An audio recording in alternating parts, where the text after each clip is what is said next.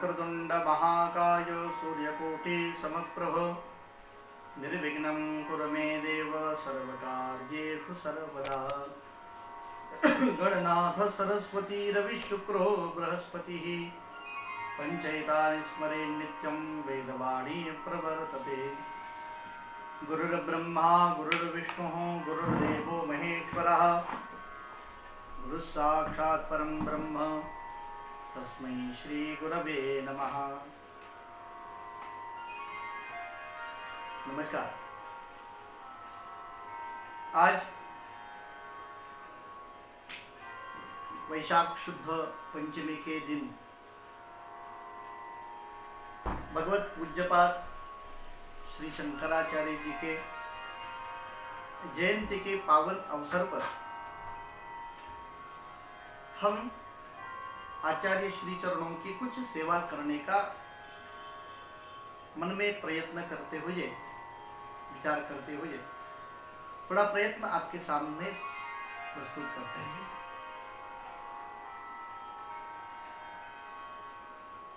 इस भारत भूमि पर श्री शंकराचार्य जी का बहुत बड़ा योगदान और आशीर्वाद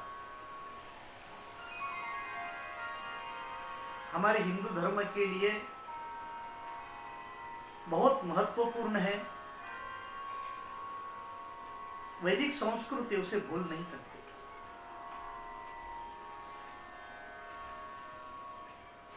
आचार्य जी के जीवन में बहुत सारे ग्रंथ लिखे गए हैं, बहुत बड़ा कार्य है उनका। आचार्य अपने जीवन में जो अनेक ग्रंथों की रचना करते हैं, उसमें एक साधन पंचक नाम का ग्रंथ है। जीवन में हर व्यक्ति साधक रहता है। जन्म होने से मृत्यु तक, सामान्य से विशेष तक हर व्यक्ति एक साधक रहता है और वो साधना की ओर प्रवृत्त होता रहता है। हाँ, उसके साधन में भेद होगा, उसके साध्य में भेद होगा। साधन को आत्मसात करते हुए उसका कुछ भेद हो सकता है। कुछ मंद साधक होते हैं, कुछ तीव्र साधक होते हैं, ये भेद हो सकते हैं, लेकिन साधक तो हर व्यक्ति होता है। और साधक के लिए अगर आवश्यक क्या है तो साधन है। हाँ? साध्य परमात्मा, उसे प्राप्त करने वाला साधक अगर हम हैं तो उसके लिए एक साधन की आवश्यकता होती है। और साधन के बारे में अगर सर्व अंगों से अगर विचार न्यूनातिन्यून शब्द में अगर किसने किया है तो आचार्य जी ने किया है। उस पर ज्यादा मैं न बोलते हुए इन जो 5 श्लोक है साधन पंचक, उसको मैं आपके सामने रखने का प्रयास करता हूं। आचार्य कहते हैं,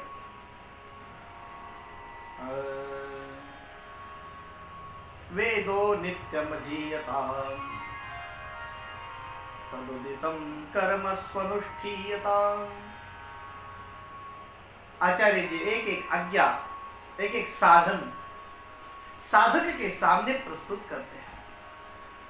वेदो नित्यमधीयताम्, पहला साधन बताया है आचार्य ने। वेदों का नित्य अध्ययन करना चाहिए। और यहीं पर हमारी गाड़ी रुक जाती है। वेद का नित्य अध्ययन कैसे कर सकते हैं हर व्यक्ति? तो इसका अर्थ है वेद का, यानी वेद बोधित जो ग्रंथ है, वेद को प्रामाण्य मानने वाले जो ग्रंथ है, उसका नित्य अध्ययन करना। क्योंकि वेद सब लोग अध्ययन नहीं कर सकते, वेद का वो पढ़ नहीं सकते, वो सुन नहीं सकते। कुछ अधिकारी के ऊपर रहता है, वो उसके पूरी तरह से अभी प्राप्ति होना कठिन है। वेद भी हम नहीं पढ़ सकते, कोई बात नहीं है।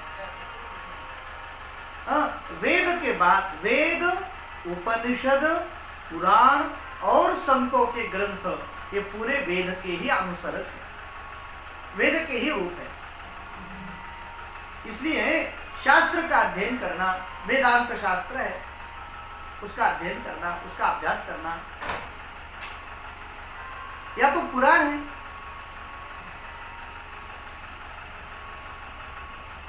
प्रत्येक पुराण को वेद का फल माना गया है। निगम कल्पतरोहो गलितम फलम, भागवत के प्रति कहते हुए ये निगम रूपी वृक्ष का गलित फल है। इसका अर्थ क्या है?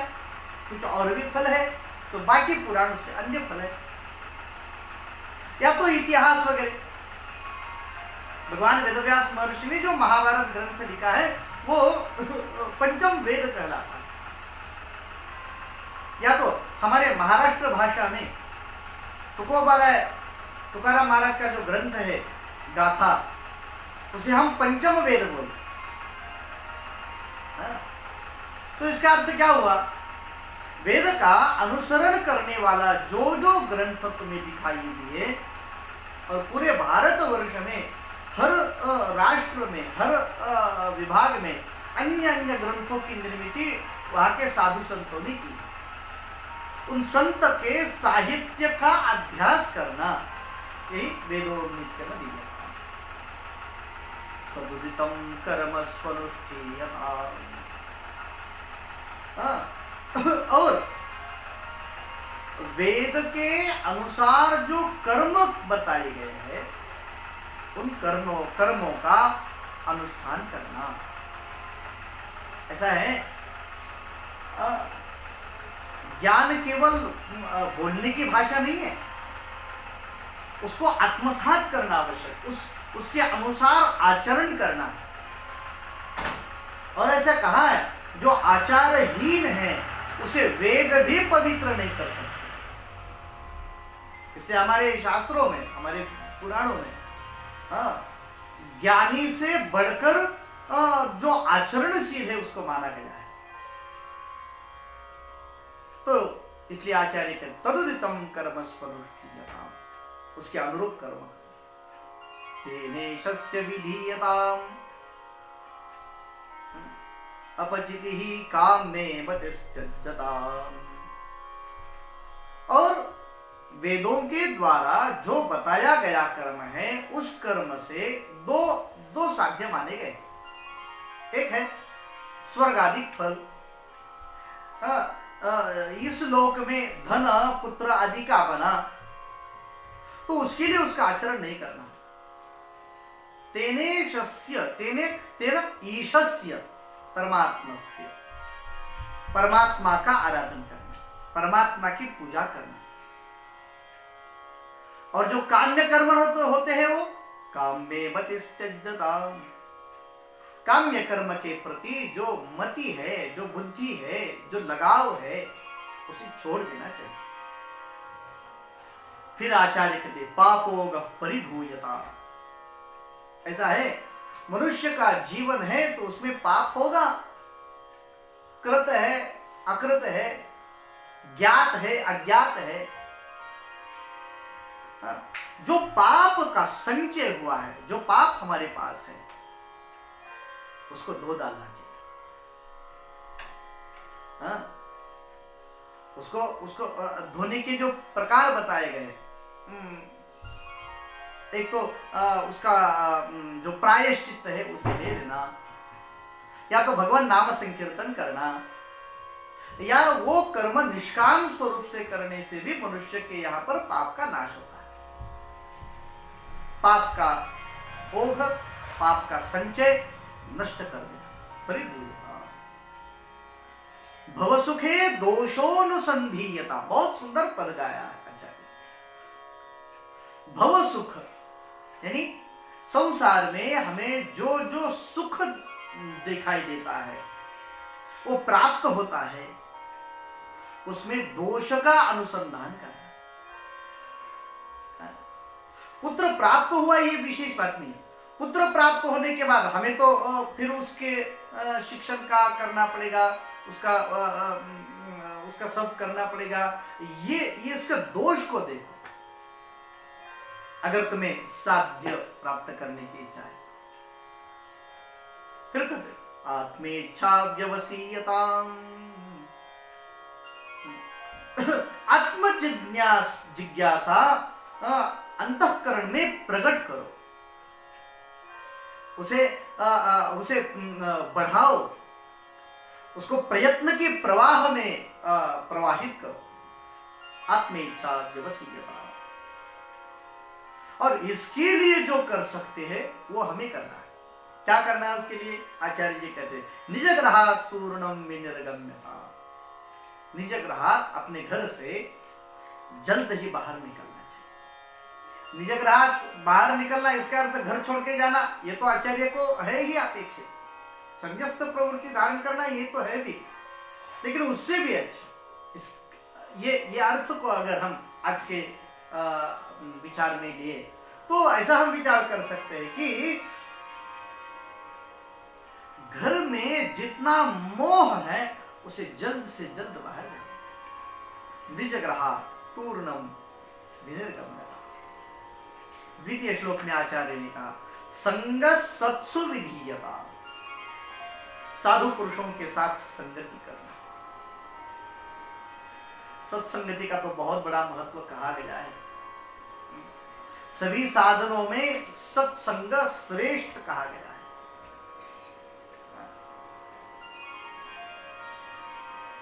भगवतो भक्तिर्दृढ़ाधीयता। भगवान के प्रति दृढ़ भक्ति को धारण करना है। भक्ति तो हमारे पास है ही, रहती ही है। हर व्यक्ति भक्त होता है, लेकिन हर भक्त दृढ़ भक्त नहीं होता। भगवान का स्मरण तो हम करते हैं, भगवान को प्रणाम करते हैं, भगवान को याद करते हैं, भगवान की पूजा अच्छी तरह से करते हैं, लेकिन दृढ़ता से करने वाले बहुत थोड़े होते हैं। हम भक्त तो है, अब दृढ़ भक्ति को अनुसंधान करना है, उसका आश्रय लेना है। शांत्यादि परिचीयताम। ऐसा है हम अगर कहीं जाने के लिए जब निकलते हैं ना, तब हम हमारे साथ कुछ वस्तु लेते हैं। हमारा मोबाइल है तो उसको एक चार्जर, कहीं चार्जिंग खत्म हो गई तो हमारे लिए बैग लेते हैं, हमारे लिए कुछ वस्तु लेते हैं। तो परमार्थ के पथ पर जब हम चलते हैं तब हमारे पास क्या होना चाहिए? तो इसीलिए शांति आदि शब्द का उच्चारण करते हैं आचार्य। शांति आदि जो सद्गुण है, शम दम तितिक्षा आदि आदि जो वर्णाश्रम के भी कुछ गुण धर्म बताए गए हैं, कुछ सार्वत्रिक धर्म बताए हैं, गुण बतलाए हैं। बहुत सारे शास्त्रकारों ने बहुत सारे गुणों की चर्चा की है। भगवान श्री कृष्ण परमात्मा भी गीता में अभयम सत्व संशुद्धि ज्ञान योग ऐसे बहुत सारे गुण, दैवी गुण बतलाते हैं। वो गुण, वो सद्गुण हमारे अंतःकरण में प्रकट हो, उसका प्रयत्न करते रहना, उसका संचय करते रहना है। दृढ़तरम कर्मासु संत्यज्यता। और दृढ़ता पूर्वक त्याग करना है। कर्म का त्याग यानी सकाम कर्म का दृढ़ता पूर्वक त्याग करना है। क्योंकि जितना हम सकाम कर्म करते रहते हैं उतने हम कर्म के द्वारा बंधे जाते हैं। इसलिए सकाम कर्म को दृढ़ता पूर्वक छोड़ देने का प्रयास करना चाहिए। सद्विद्वान् उपसरप्यताम् प्रतिदिनम्। हम पंडितों का अनुसरण करें। उनकी सेवा करें। पंडित तो बहुत सारे होते हैं, लेकिन सद विद्वान शब्द का, विद्वान तो बहुत होते हैं। हर व्यक्ति अपने जीवन में कुछ न कुछ ऐसा ऐसा ज्ञान प्राप्त किया हुआ होता है, लेकिन सद विद्वान के दो अर्थ हम ले सकते हैं, अच्छा विद्वान ये भी ले सकते हैं, और उस पर वो ज्ञान जो उसका अनुसरण करता है, ज्ञान केवल बोलने का नहीं, जो आचरण में लाया गया हुआ ज्ञान, उस विद्वान को अनुसरण करना और प्रतिदिन करना। और प्रतिदिन का आगे भी थोड़ा सा हम स्मरण रख सकते हैं, प्रतिदिनम तत्पादुका सेव्यता, और ऐसे साधु को रोज प्रणाम करना जो ज्ञानपूर्ण भी हो और वो ज्ञान आचरण में लाता हुआ। हम ऐसा कह सकते हैं कि ऐसे विद्वान, ऐसे ज्ञानी पुरुष मिलना भी कठिन है। वो ग्रंथ का पढ़ा हुआ भी कठिन है, उसमें वो आचरण करने वाला तो बहुत कठिन होगा। फिर हम कैसे उसका प्रणाम कर सकते हैं, उसकी पादुका सेवन कैसे कर सकते हैं?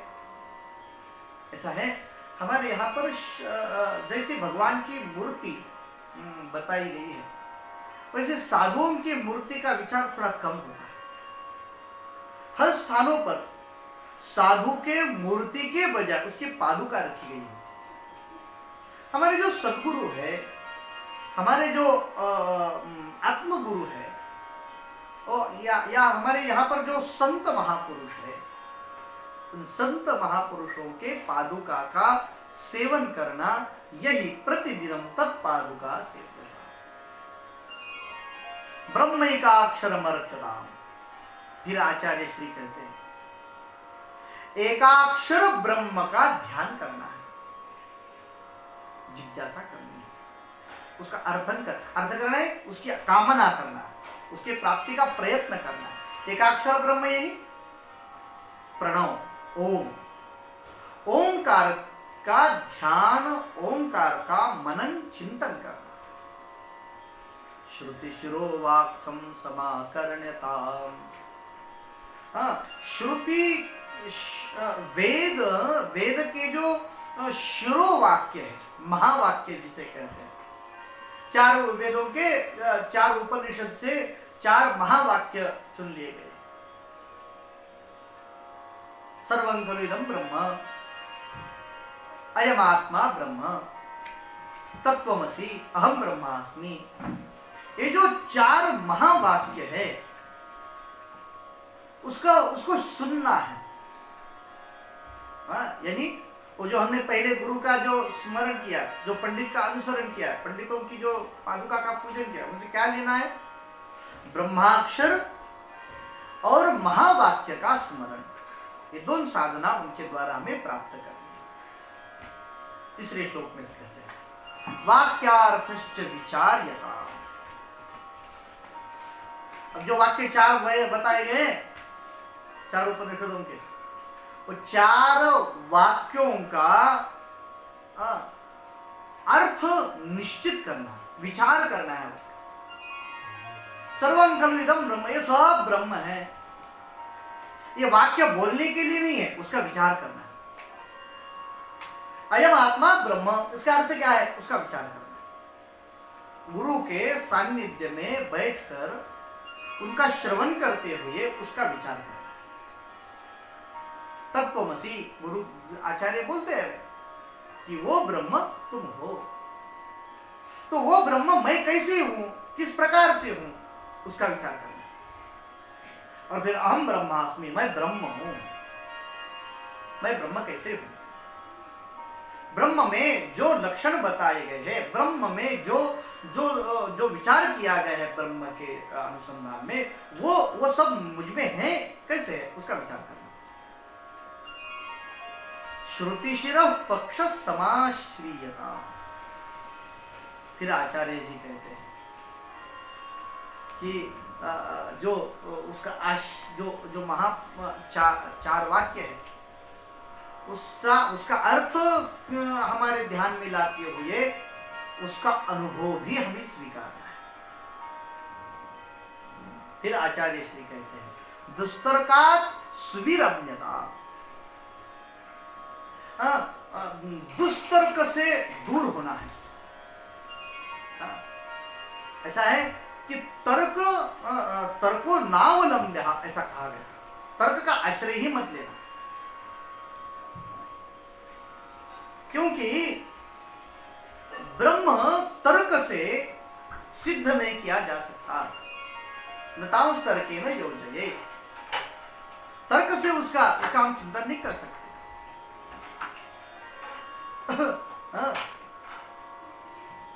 तर्क मनुष्य को परमात्मा के पास तक ले जाने में असमर्थ है।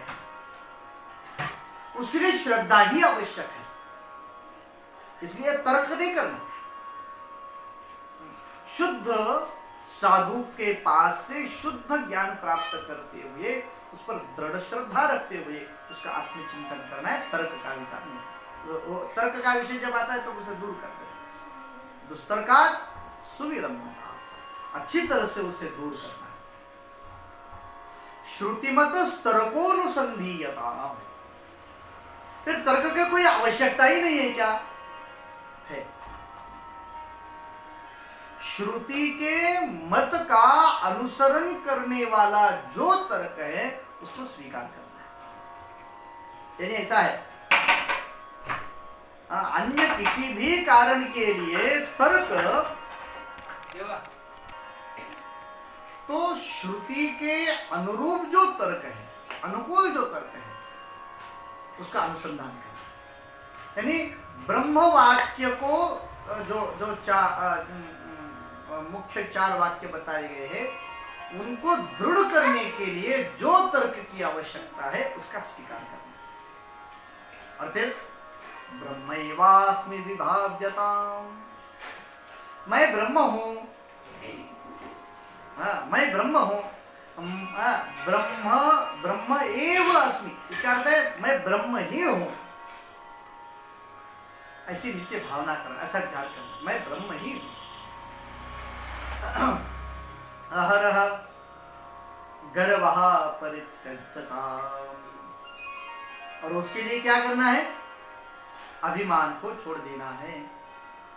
क्योंकि जब तक हमारे अंतःकरण में गर्व की भाषा होती है, अभिमान होता है, अभिमान सारे ज्ञान दूषित कर देता है, इसलिए वो नहीं करता। देहे हम मतिरुच्यता, मैं ये देह में हूं, मैं देह ही हूं, ऐसी जो बुद्धि है वो अहम बुद्धि को छोड़ देगा। अहंकार और ज्ञान आदि के बारे में और अहम बुद्धि, मैं देही हूं, ये जो अहम बुद्धि है उसे भी छोड़ देना। बुद्ध जनैर्वाद परित्यज्यता, बहुत सुंदर। जो आचार्य के प्रत्येक ही वाक्य बहुत सुंदर है, लेकिन ये मुझे बहुत अच्छा लगता है। बुद्ध जनै ही वाद परित्यज्यता, साधु पुरुषों के साथ वाद नहीं करना, उनके सामने जिज्ञासा करना है, और जिज्ञासा करने के बाद वो जो बोलते हैं वो केवल श्रवण करना है, उसका अनुसरण करना है, उसका आत्मबोध लेना है, लेकिन वाद नहीं करना। हाँ, उसके प्रश्न करना गलत बात नहीं है, वाद करना गलत, वाद नहीं करना, उसका निश्चय करके इस प्रकार का आचरण करते हुए। फिर आचार्य जी कहते हैं क्षुद्र व्याधिष्ट चिकित्सता। हाँ, मनुष्य के जो रोग है ना, बहुत सारे रोग है। अभी हम कोरोना के रोग से चलते सब पूरे विश्व में परेशानी सह रहे हैं। आचार्य ने उस रोग के बारे में नहीं कहा। रोग कौन सा का? क्षुध, भूख, हमें जो प्यास है, ये भी एक व्याधि की तरह है, उसकी चिकित्सा करो, उसका विचार करें। हम जिस प्रकार रोग का निदान करते हैं ना, मुझे भूख लगी है, कैसी भूख है, मुझे कितना खाना है, कितना खाने से मुझे नींद आती है, कितना खाने से मैं साधना में तत्पर हो जाऊं, इसकी चिकित्सा करना है। और फिर उसके लिए अन्न क्या बताया गया? प्रतिदिनम भिक्षौषधम भुज्यता। भिक्षा ये औषध बताया है। भिक्षा ये औषध बताया है। हम तो ऐसे कहते हैं कि हमें कैसी याचना करना है, नहीं, हमें जो मिला हुआ अन्न है वो याचना करके ले। फर्क इतना है, भूतकाल में लोग बाहर जाकर भिक्षा लेते थे। आज हमें घर में जो पत्नी है उसे कहना है कि चलो हमें भूख लगी है थोड़ा, यानी मांग कर खाना वो दोष नहीं, भूख के लिए मांग कर खाना दोष नहीं बताया। भिक्षा तो उसे औषध बताया है आचार्य जी। फिर कहते स्वादवन्न तो भुज्यता, मीठा नहीं खाना चाहिए, याचना नहीं करना चाहिए। तो हम किसी के घर में गए और उसके घर में जाकर बोलने लगे हमें ये ऐसा ऐसा पकवान बना के दे दो, ये गलत बात। और विधिवशात प्राप्ति संतु, अगर मिल जाए तो ठीक है, हाँ, हमें मांगना नहीं है, लेकिन अगर मिल जाता है तो उसे प्रारब्ध का, परमात्मा की कृपा समझते हुए, वो भगवान का भोग प्रसाद समझते हुए उसका स्वीकार करना। फिर आचार्य जी कहते शीतोष्णादि विषयता, जीव अगर जीव के रूप में है तो उसको द्वंद्व को सहना ही पड़ता है। सुख दुख, अच्छा बुरा, निंदा स्तुति, ये जो द्वंद्व है उसे सहन करना है। जो हमारे जीवन में प्राप्त होता है उसे वो हमारे प्रारब्ध का है ऐसा बोलते उसको सहना। और फिर बोलते हैं न तो वृथा वाक्यम समुच्चार्यता, हमें ऐसी आदत रहती है बस बैठ गए वो बातें करने लगे, घंटा घंटा उसमें खो जाते हैं। शास्त्र कहता है ऐसे नहीं, जो वाक्य नहीं बोलने से कुछ बुरा फर्क नहीं पड़ता वो वाक्य बोलने की आवश्यकता ही नहीं। जिसका परिणाम आवश्यक है तो ठीक, कोई घर में आया तो प्रणाम करना ठीक, अब थोड़ा पानी ले लो, थोड़ा चाय ठीक, उसके बाद काम की भाषा करते हुए काम पूरा करना है और हमें उसके द्वारा फिर मौन स्वीकारना है। व्यर्थ बातचीत करने के लिए आचार्य करते कि नहीं करना है, साधन, ये साधन बताए। फिर बोलते हैं औदासीन्यम अभीप्सिता, उदासीनता धारण कर साधक को साध्य के प्राप्ति के लिए साध्य को छोड़कर अन्य सभी का अवस्था में, विचार में, कर्म में उदासीनता होनी चाहिए। जन कृपा नैष्ठुर्य मृत सज्जता। फिर आचार्य श्री कहते हैं मनुष्य अन्य लोगों की कृपा छोड़ देनी चाहिए। कोई उपकार करे तो ठीक, नहीं करे तो भी ठीक, उसकी कृपा के ऊपर मेरी साधना चले, ऐसी बात नहीं करनी। लोग जो कुछ लेते हैं ले लेते हैं, हमें दे देते हैं, बस उसकी कृपा नहीं समझते, उसे छोड़ दे। और फिर कहते निष्ठुरता भी छोड़ देनी, कठोर मत होना। हमारे जीवन में बहुत सारे लोग हमारे पास आते हैं जाते हैं, उनके लिए कठोरता धारण मत करना। फिर आचार्य स्थिति एकांते सुखमास्यता, एकांत वेदना, एकांत में जो सुख है ना उसे प्राप्त करना। परतरे चेत प्रसमाधीयता, और एकांत में बैठ के क्या करना है? ऐसा है, अब तो हम मोबाइल के जमाने में है, हर व्यक्ति एकांत में है। उसे मोबाइल दे दिया तो वो बस बैठ जाए, किसी के साथ बोलेगा भी नहीं। कोई लोग आ रहे हैं, जा रहे हैं, लेकिन वो मोबाइल में मग्न है। ऐसे एकांत की अपेक्षा आचार्य नहीं रखते। तो एकांत में बैठकर परम ब्रह्म में चित्त लगाना है, परतरे परमात्मा में चित्त लगाना है।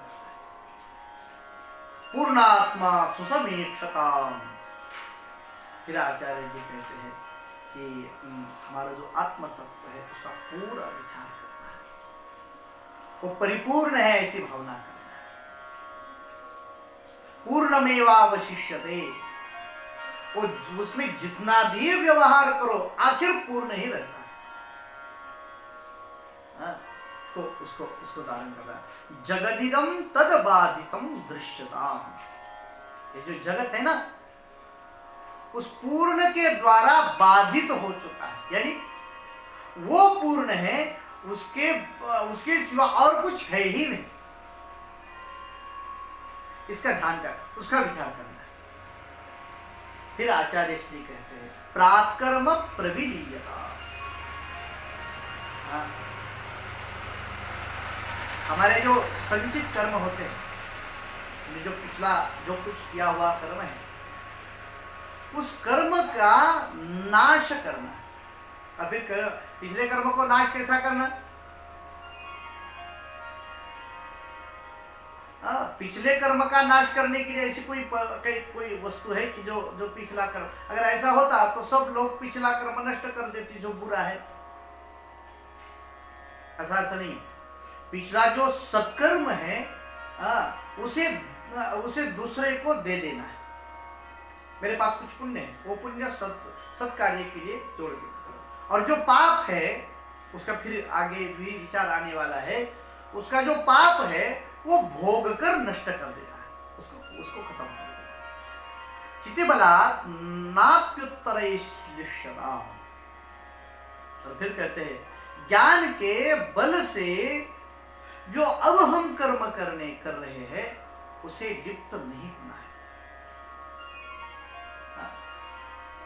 जो अभी कर्म कर रहे हैं उस कर्म को हम अगर सापेक्ष कर लेते हैं तो कर्म हमें बांध देगा। तो क्या करना है? हमारे ज्ञान से उस कर्म का फल क्या चाहिए उस पर विचार करना। क्या मैं आज भगवान की पूजा कर रहा हूं, उसके द्वारा मुझे क्या फल चाहिए? कुछ नश्वर फलों की कामना करते हुए, अपेक्षा करते हुए अगर मैंने वो कर्म का व्यय कर दिया तो वो नश्वर वस्तु हमें बांध देगी।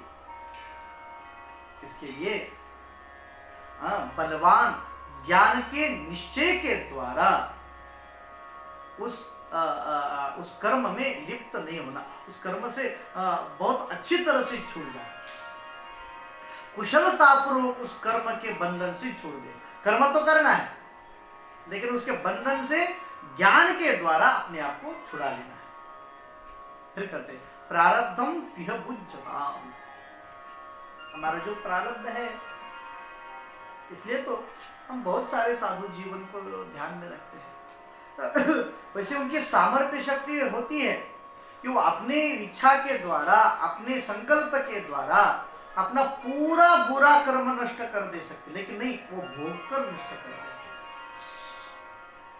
तो हमारे जो प्रारब्ध में जो है उस कर्म को भोग कर नष्ट कर देना है। और अथ परब्रह्मात्मना स्थिरता।